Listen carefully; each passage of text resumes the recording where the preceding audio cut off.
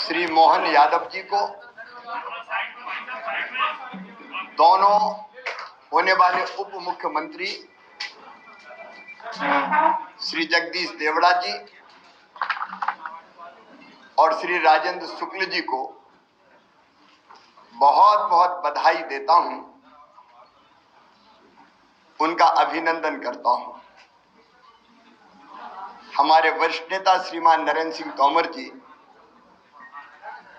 विधानसभा के अध्यक्ष होंगे, उनका भी बहुत बहुत अभिनंदन। मुझे पूरा विश्वास है कि मुख्यमंत्री श्री मोहन यादव जी के नेतृत्व में भारतीय जनता पार्टी की सरकार जो तेजी से काम चल रहे हैं उनको पूरा करेगी, लोक कल्याणकारी योजनाओं को लागू करेगी और प्रगति और विकास की दृष्टि से मध्य प्रदेश नई ऊंचाइयां छुएगा। मैं सदैव उनको सहयोग करता रहूंगा, लेकिन आज मेरे मन में एक संतोष का भाव है। 2003 में उमा जी के नेतृत्व में भारी बहुमत से भारतीय जनता पार्टी की सरकार बनी थी और उसी सरकार का नेतृत्व मैंने उमा जी तिरंगा यात्रा और तिरंगा वाला जो हमारा उनका प्रकरण था, उसके बाद उन्होंने पद छोड़ा था और फिर श्रीमान गौर साहब के नेतृत्व में सरकार चली, फिर मैंने सरकार संभाली। उमा जी के नेतृत्व में कार्यकर्ताओं के परिश्रम से वो सरकार बनी थी। 2008 में हम फिर सरकार वापस लेके आ पाए जनता के आशीर्वाद से। 2013 में फिर भारतीय जनता पार्टी की सरकार भारी बहुमत से बनी। 2018 में वोट हमें ज्यादा मिले, लेकिन सीटों के गणित में हम पिछड़ गए थे। लेकिन बाद में फिर हमने सरकार बनाई और आज जब मैं यहां से विदाई ले रहा हूं तो मुझे इस बात का संतोष है कि 2023 में फिर भारी बहुमत से भारतीय जनता पार्टी की सरकार बनी है। और मेरा मन आनंद और संतोष से भरा हुआ है। लाखों कार्यकर्ताओं के परिश्रम से, प्रधानमंत्री जी के आशीर्वाद से, उनकी लोकप्रियता के कारण और केंद्र और राज्य की भी कल्याणकारी योजनाओं के कारण, जिसमें लाडली बहना का भी योगदान जबरदस्त है, ये सरकार बनी। लेकिन मेरे मन में संतोष है कि सरकार, भारी बहुमत वाली सरकार, जिसको 48.55% वोट मिले, अब तक के सबसे ज्यादा, वो सरकार बना के मैं जाऊंगा। और मुझे इस बात का भी संतोष है कि जब मध्य प्रदेश हमें मिला था विरासत में, तो एक पिछड़ा और बीमारू मध्य प्रदेश मिला था। एक लंबा सफर हमने विकास और प्रगति का तय किया और इन वर्षों में मैंने, मुझ में जितनी क्षमता थी, मुझ में जितना सामर्थ्य था, मैंने पूरा झोंक के अपने प्रदेश के लिए और जनता के कल्याण के लिए काम करने की कोशिश की। मैं अपनी क्षमताओं को अनंत नहीं मानता, लेकिन जितनी भी थी मुझ में, मैंने पूरी प्रामाणिकता, पूरी ईमानदारी, पूरे परिश्रम के साथ प्रदेश का विकास और अपने प्राणों से प्यारी जनता का कल्याण हो, इसमें अपने आप को झोंका। गड्ढों वाली सड़कों से शानदार हाईवे वाले सड़कों का प्रदेश मध्य प्रदेश बन गया। अंधेरों के घेरों से निकाल के उजालों की नई दुनिया में हम मध्य प्रदेश को लेके आए। कृषि के क्षेत्र में चमत्कार हुआ है, आप सब जानते हैं, मैं नहीं विशेषज्ञ कहते हैं। 159 लाख मीट्रिक टन से उत्पादन बढ़ के 619 लाख मीट्रिक टन हुआ। एग्रीकल्चर ग्रोथ मध्य प्रदेश की चमत्कृत करने वाली है और वही मध्य प्रदेश की आर्थिक प्रगति का फिर बड़ा कारण बनी। 11,000 रुपया पर कैपिटा इनकम से हम 1,40,000 रुपया तक लेके आ पाए। 71,000 करोड़ की जीएसडीपी को हम बढ़ा के आज 14 लाख करोड़ के पार ले गए। इंडस्ट्रियल ग्रोथ रेट भी हमारी 24% पहुंच गई। और सामान्य शब्दों में अगर मैं सोचता हूं तो भट्ट सुअर से हमारा सफर यहां शुरू हुआ था, उससे मेट्रो ट्रेन तक का सफर हमने तय किया। टपरे वाली आईटीआई से हम ग्लोबल स्किल पार्क तक पहुंचे। मेडिकल कॉलेज ने टूरिज्म के क्षेत्र में काम करना हो या सांस्कृतिक पुनरुत्थान का एक नया दौर प्रारंभ करना हो, जिसमें महाकाल महालोक से लेके देवी लोक और एकात्म धाम जैसे केंद्र स्थापित हुए, ये सारे काम मेरे मन को संतोष देते हैं और लगता है कि हम कुछ सार्थक कर पाए। लेकिन इसके साथ दो चीजों का उल्लेख मैं और करूंगा। एक, महिला सशक्तिकरण मेरे लिए वोट प्राप्ति का जरिया नहीं है, वो मेरी अंतरात्मा से निकला। क्योंकि बचपन से मैंने बेटियों की अपने गांव में ही और बहनों की दुर्दशा देखी थी। बेटियां कोख में मारी जाती थी, उस पीड़ा ने जन्म दिया लाडली लक्ष्मी जैसी योजना को। उसके पहले भी कुछ पत्रकार मित्र जानते हैं, जब मैं कुछ नहीं था तब भी मैं बेटियों की शादी करता था। मैंने सोचा नहीं था कि मैं कभी मुख्यमंत्री बनूंगा। ये तो भारतीय जनता पार्टी ही ऐसा दल है जो एक साधारण कार्यकर्ता को उठा के ले जाती है।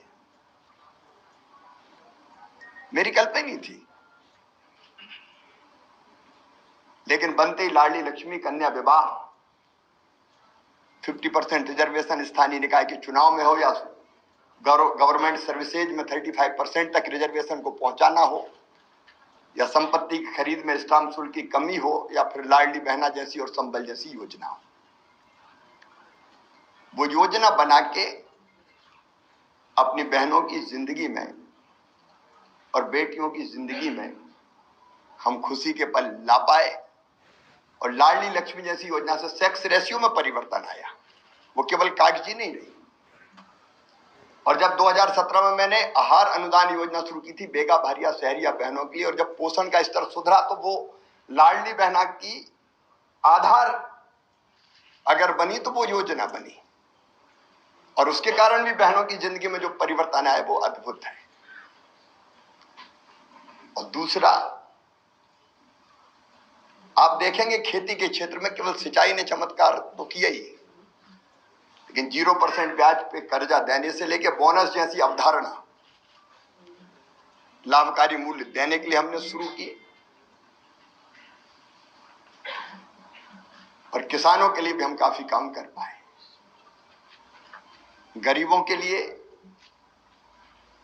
मैं एक एक योजना का नाम नहीं लूंगा, लेकिन अनेकों कल्याणकारी योजना। और पिछला जो कार्यकाल था अभी जो गुजरा है, ये तो कोविड के दौरान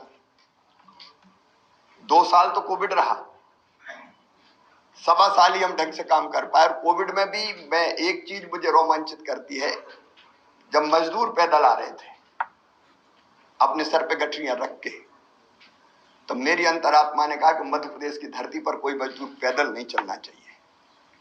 वो कठिन समय था, बसें लगाना और लोग नियुक्त करना, कर्मचारी अधिकारी लेकिन हमने मध्य प्रदेश की धरती पर फिर मजदूरों को पैदल नहीं चलने दिया। सीएम राज स्कूल में मानता हूं अस्पताल में जन्म लिया इस योजना ने, जब मैं भर्ती था कोविड में खुद। तो कई तरह के काम ऐसे हैं जो हम कर पाए, और आज एक संतोष के साथ एक अच्छी सरकार और अच्छा नेतृत्व पार्टी ने तय किया है। उनको सौंप के हम आगे का सफर प्रारंभ करेंगे। पार्टी के कार्यकर्ता के नाते, समर्पित कार्यकर्ता के नाते, मैंने सदैव कहा भारतीय जनता पार्टी मिशन है मेरे लिए, राष्ट्रीय पुनर्निर्माण का, जनता के कल्याण का, दरिद्र नारायण की सेवा का। वो काम लगातार चलता रहेगा। मैं अंत में इतना ही कहता हूं कि मुख्यमंत्री रहते हुए भी जनता से मेरे रिश्ते कभी मुख्यमंत्री और जनता के नहीं रहे, परिवार के रिश्ते रहे हैं। मामा का रिश्ता है प्यार का रिश्ता, और भैया का रिश्ता है विश्वास का रिश्ता। ये प्यार और विश्वास के रिश्ते को जब तक मेरी सांस चलेगी तब तक मैं टूटने नहीं दूंगा, और उनकी सेवा में जो बेहतर बन पड़ेगा मैं करने का सदैव प्रयास करता रहूंगा, क्योंकि जनता ही मेरे लिए सब कुछ है। जनता की सेवा भगवान की पूजा है, वो मान के मैं सदैव करता रहूंगा। मैं आज आभार प्रकट करता हूं अपने प्रधानमंत्री श्रीमान नरेंद्र मोदी जी का, केंद्रीय नेतृत्व का। उन्होंने न केवल जनता की सेवा का मौका मुझे दिया, बल्कि समय समय पर योग्य मार्गदर्शन भी किया, संपूर्ण सहयोग भी किया और मुझे दिशा भी दिखाई। मैं अपने प्रदेश के नेतृत्व का हृदय से आभारी हूं। प्रदेश अध्यक्ष जी सहित सभी मित्रों ने, संगठन के कार्यकर्ताओं ने सदैव मुझे सहयोग किया, कदम से कदम और कंधे से कंधा लेकर हम मिलाकर हम साथ चले। मैं आभारी हूं प्रदेश की अपनी जनता का, जिन्हें मुझे दूसरा माना ही नहीं, अपने बीच का ही कोई माना, अपना ही है। कभी गले लगाता था तो गले लगते थे, बच्चे छोटे छोटे वो मामा कह के पुकारते थे, मैं उनको चूमता था, गले लगाता था, गोद में उठाता था। ये ऐसा अद्भुत है जो मैं कभी ना तो छोड़ सकता और ना भूल सकता। मैं अपनी जनता का भी हृदय से आभारी हूं। मैं अपने प्रशासनिक मित्रों को भी धन्यवाद देता हूं इन योजनाओं को बनाने में। अब लाडली बहना जैसी योजना की केस स्टडी होनी चाहिए, 6 महीने के अंदर बनना और ढंग से इंप्लीमेंट होके बिना किसी डिफेक्ट के खाते में पैसा पहुंच जाने। प्रशासनिक दक्षता का एक उत्तम उदाहरण मैं मानता हूं। अपने उन सभी सहयोगियों का भी मैं हृदय से आभार व्यक्त करता हूं। मैं समाज के हर वर्ग का, पेशा जैसा कानून हमने लागू किया, अनुसूचित जाति के कल्याण की भी कई योजनाएं बनाई। इन योजनाओं को बनाने में और लागू करवाने में जिनने सहयोग दिया, मैं उनको धन्यवाद देता हूं। मेरे मंत्रिमंडल के सभी सहयोगियों को, क्योंकि उनके सहयोग के बिना मैं ठीक से काम नहीं कर पाता, उन सभी सहयोगियों को भी मैं हृदय से धन्यवाद देता हूं। इस काम में सीएम हाउस से लेके और जिलों तक जो साथी मेरे साथ जुटे रहे, उनको मैं बारंबार धन्यवाद देता हूं। पत्रकार मित्रों, मैं आपको भी हृदय से धन्यवाद देता हूं। आपका सदैव सकारात्मक सहयोग प्रदेश के विकास में मुझे सदैव मिलता रहा। हाँ, इतना लंबे कार्यकाल में अगर कोई चीज ऐसी हो गई हो मुझसे, मैं जनता से भी निवेदन कर रहा हूं, मन में कभी मेरे दुर्भावना नहीं रही। अगर कोई काम किए, फैसले किए भी तो कर्तव्य के भाव से किए।